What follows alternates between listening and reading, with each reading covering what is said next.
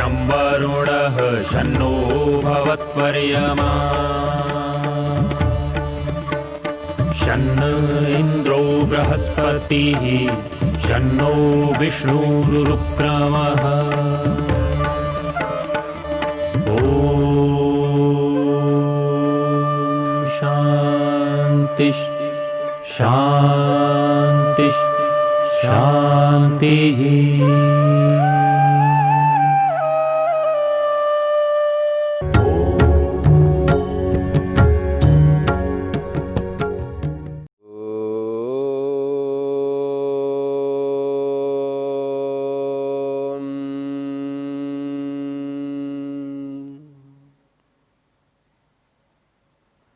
क्लेशमूलः कर्माशयो दृष्ट अदृष्ट जन्म वेदनीयः।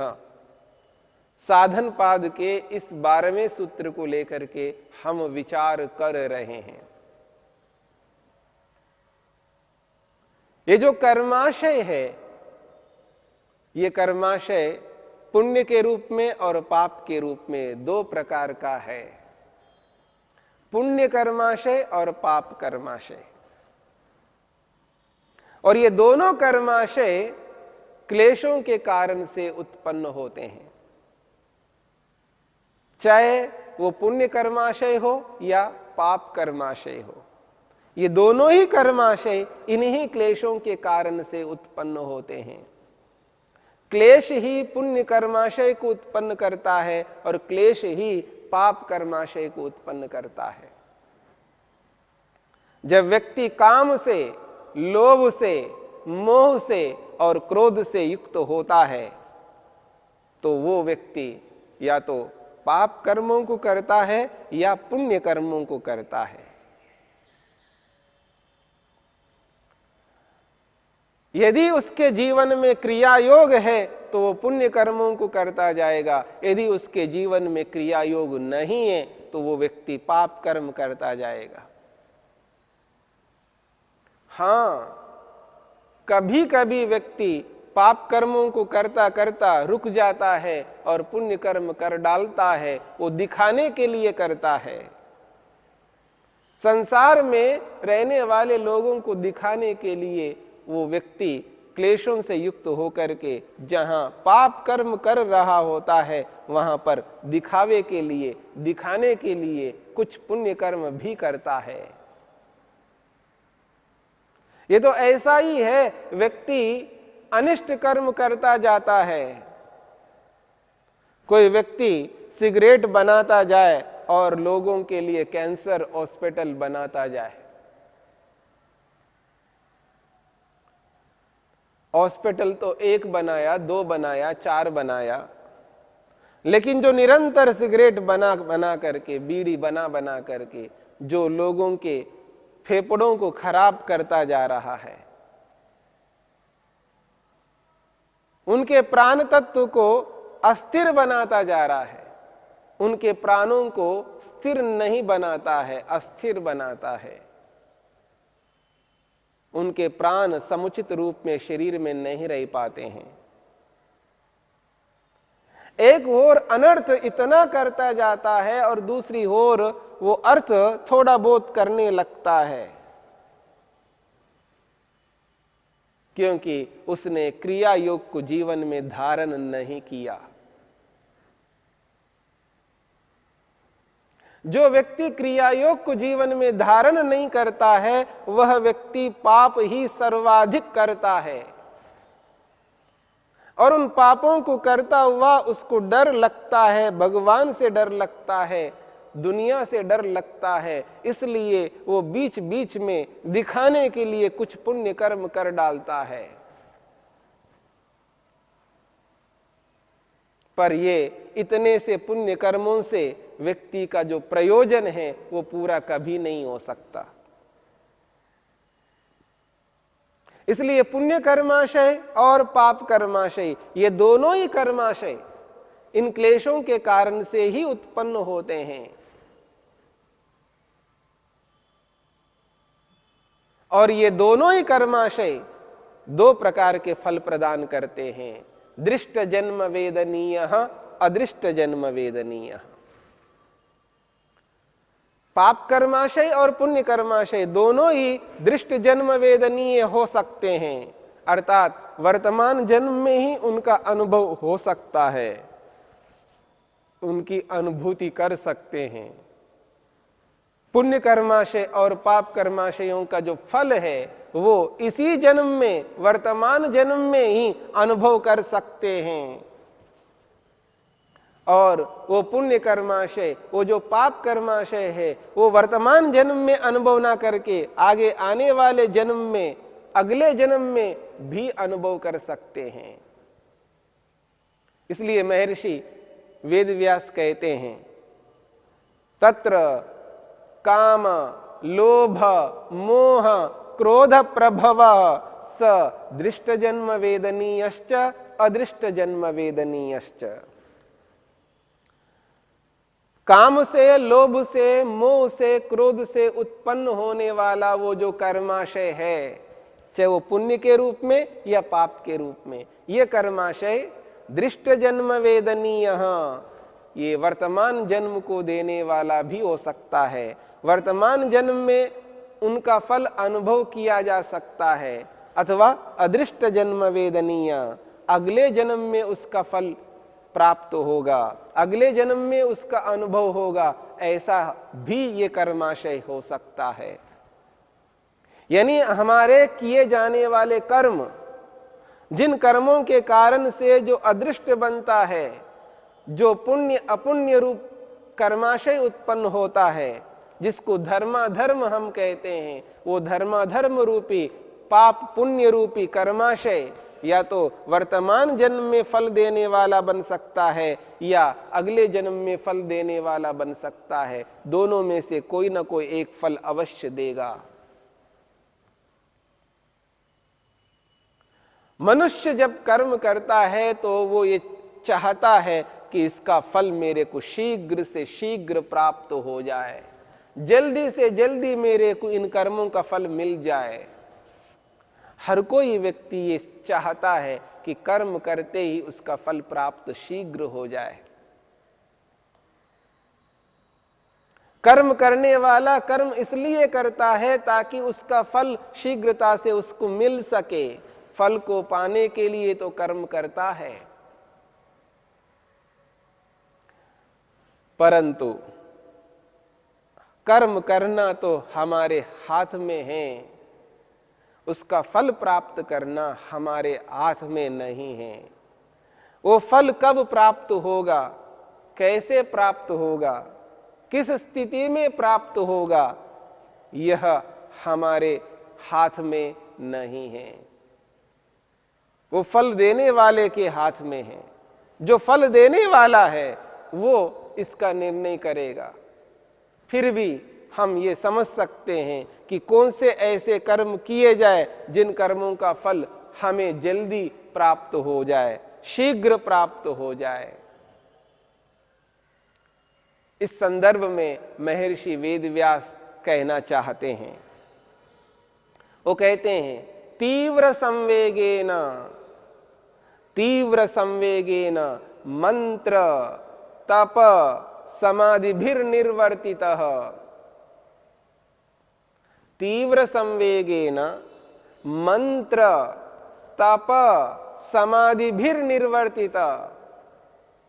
ईश्वर देवता महर्षि महानुभावानां आराधनाद् वा यह परिनिष्पन्नः स च अपि कर्माशय। यह परिनिष्पन्न स कर्माशय सद्य परिपच्यते। पुण्य कर्माशय, वो पुण्य कर्माशय होगा। वो जो पुण्य कर्माशय है, वो पुण्य कर्माशय सद्य परिपच्यते, वो शीघ्र फल को देने वाला होता है। कब, किस स्थिति में? तो कहते हैं तीव्र संवेगेन। तीव्र संवेगेन, जब व्यक्ति तीव्र संवेग के माध्यम से कर्म करता है।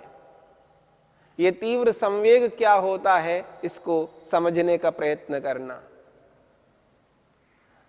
समाधि पाद में हमने ये विचार किया है, सूत्रों को जानने का प्रयास किया है कि व्यक्ति समाधि को कैसे प्राप्त करता है। वहां पर कहा है तीव्र संवेगानाम आसन्नः, जो तीव्र संवेग से, तीव्र प्रयास से जो व्यक्ति मेहनत करते हैं, पुरुषार्थ करते हैं, तीव्रता से अभ्यास को अपनाते हैं, तीव्रता से विवेक को अपनाते हैं, वैराग्य को अपनाते हैं, जो व्यक्ति जितनी तीव्रता से विवेक वैराग्य अभ्यास को अपनाता है, वो उसी तीव्रता से उसके फलों को प्राप्त कर सकता है। इसलिए महर्षि वेदव्यास यहां पर कहना चाहते हैं तीव्र संवेगेन, तीव्र संवेग से, अर्थात विवेक को, वैराग्य को अपना करके निरंतर अभ्यास करते हुए क्या करना है? मंत्र, तप, समाधि भी निर्वर्तित। मंत्र से, तप से और समाधि से उत्पन्न वो जो पुण्य कर्माशय है, वो शीघ्र फल देने वाला होता है। व्यक्ति तीव्र संवेग से, यानी विवेक वैराग्य को अपना करके, यथार्थता को जान करके, समझ करके, तद अनुरूप निरंतर अभ्यास करता हुआ मंत्र को अपनाता है। यहां पर मंत्र का अर्थ है ध्यान को अपनाता है, जप को अपनाता है। क्योंकि जप में, ध्यान में मंत्र को स्वीकार किया जाता है, मंत्र के माध्यम से जप किया जाता है, ध्यान किया जाता है। चारों वेदों में हजारों मंत्र हैं, चारों वेदों में हजारों मंत्र हैं जिनके माध्यम से ईश्वर का ध्यान हम कर सकते हैं, ईश्वर की भक्ति कर सकते हैं, ईश्वर का जप कर सकते हैं उन मंत्रों को लेकर के। और जो प्रसिद्ध मंत्र है जिसे हम गायत्री मंत्र कहते हैं, गुरु मंत्र कहते हैं, जब विद्यार्थी को गुरु के द्वारा प्रथम प्रारंभ में शिक्षा दी जाती है, वो गायत्री मंत्र के माध्यम से शिक्षा प्रदान करते हैं। ऐसे पवित्र गायत्री मंत्र को लेकर के जब व्यक्ति ध्यान करता है, जप करता है, और वो तीव्र संवेग से युक्त होकर के करेगा, विवेक को प्राप्त करके, संसार के असार को समझते हुए, रूप रस गंध स्पर्श शब्द इन विषयों को अच्छी तरह जान करके, समझ करके, इनमें वो आनंद, वो सुख शाश्वत नहीं है, सदा प्राप्त होने वाला सुख नहीं है। इस यथार्थता को जान करके, इस विवेक को अपना करके, वैराग्य से युक्त होकर के जब व्यक्ति जप करता है, ध्यान करता है, गायत्री मंत्र को लेकर के, त्रयंबकम यजामहे मंत्र को लेकर के, विश्वानि देव सवितर दुरितानि परासुवा यद भद्रम तन्न आसुवा, किसी भी मंत्र से जप करेगा, ध्यान करेगा तो उसका फल शीघ्र प्राप्त हो सकता है। इसलिए महर्षि वेदव्यास कहते हैं तीव्र संवेग से युक्त होकर के मंत्र, जब मंत्र को अपनाता है, उस मंत्र के माध्यम से व्यक्ति ध्यान जप करता है, तो उस स्थिति में उसका फल शीघ्र प्राप्त हो सकता है। मंत्र का अर्थ ये नहीं है कि कोई व्यक्ति मंत्र बोले और उसका परिणाम निकल के आ जाए। किसी को सिर दर्द हो रहा है, पेट दर्द हो रहा है, ओम मंत्र का उच्चारण करके और वो कह दे ये ठीक हो जाए, ऐसा नहीं होगा। इसके लिए मंत्र नहीं होता है। मंत्र बोलने मात्र से कोई सिद्धि प्राप्त हो जाए, ऐसा कोई मंत्र नहीं होता है। इस अर्थ को अनर्थ नहीं करना है। यहां पर मंत्र का अर्थ यही है जो योग में स्पष्ट किया गया है। मंत्र का यह अभिप्राय नहीं है कि व्यक्ति मंत्र बोल दे और उसकी इच्छा की पूर्ति हो जाए। अगर कोई कहे कि मकान बनाना है तो मंत्र बोल दे और मकान बन जाए, ऐसा तो नहीं हो सकता। मंत्र बोलने मात्र से यदि कोई सिद्धि मिल जाए तो मंत्र कोई भी बोल सकता है।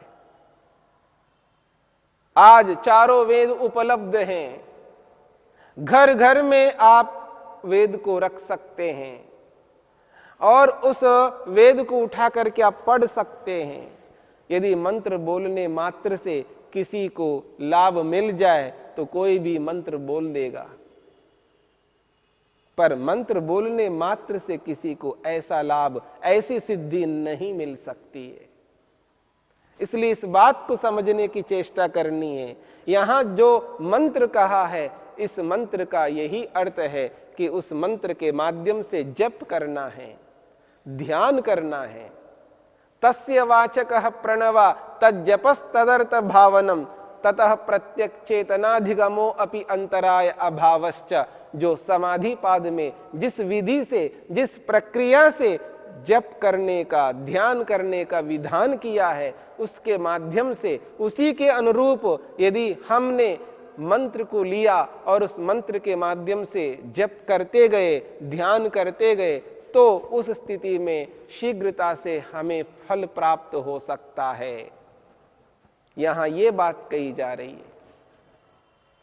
तीव्र संवेगेन, व्यक्ति जब तीव्रता से यानी विशेष विवेक को अपना करके, विशेष वैराग्य को अपना करके व्यक्ति निरंतर अभ्यास करता है, जो वस्तु जैसी है उस वस्तु को वैसा ही जानता है, वैसा ही समझता है और वैसा ही जानकर समझकर उसको वैसा ही अपना लेता है, और उस विवेक से, उस वैराग्य से और इस जप का निरंतर अभ्यास करके, ध्यान का निरंतर अभ्यास करके जब आगे बढ़ता है तो उसका फल, उस जप का, उस ध्यान का फल जो कि मंत्र के माध्यम से होने वाला है, मंत्र के माध्यम से किए जाने वाले जप से, मंत्र के माध्यम से किए जाने वाले इस ध्यान से जो फल मिलेगा वो शीघ्र प्राप्त होने वाला फल होगा।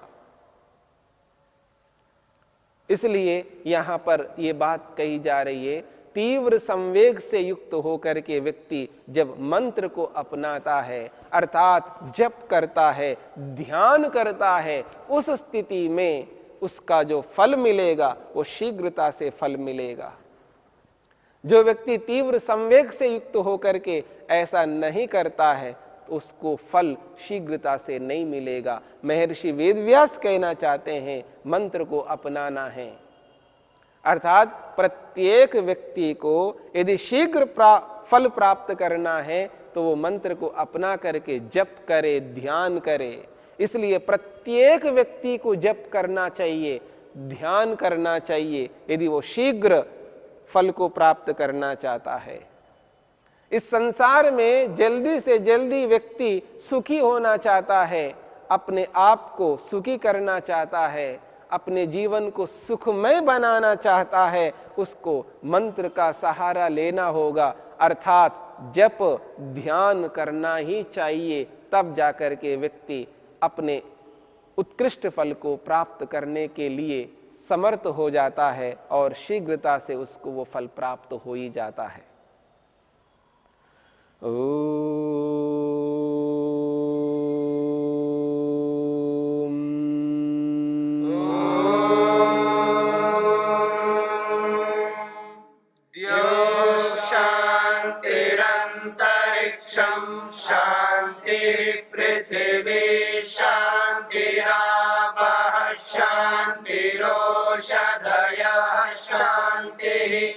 वनस्पतयः शान्तिर्विश्वे देवा शान्तिर्ब्रह्म शान्ति सर्वं शान्ति शान्तिरेव शान्ति क्षमा शान्तिरेधि।